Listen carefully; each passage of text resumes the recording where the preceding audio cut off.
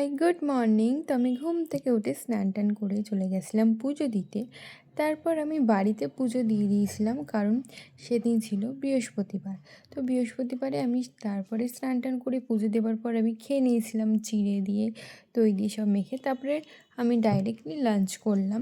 তারপরে আমি রেডি হয়ে গেছিলাম, যে একটু ভাবলাম যে একটু ভিডিও করবো, বাট বৃষ্টি পড়ছিল, সেই কারণে আমি সেরকম কিছু ভিডিও করতে পারিনি। আর এই ড্রেসটা না আমি মিশো থেকে নিয়েছি। কেমন লাগছে অবশ্যই জানিও।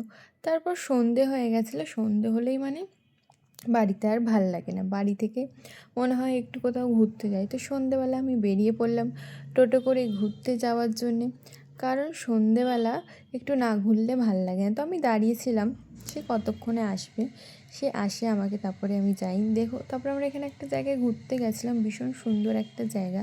সেখানেই অনেক রকমের মেলা বসেছিল, এই পাঁপড়গুলো বিক্রি হচ্ছিলো। সামনেই গঙ্গার ছিল, গঙ্গাটা আমার ভীষণ সুন্দর ওখানে মানে লাগছিল, আর সুন্দর হাওয়া দিচ্ছিলো। এত গরমে যদি গঙ্গার পাড়ে যাওয়া যায় সত্যিই খুব ভালো লাগে।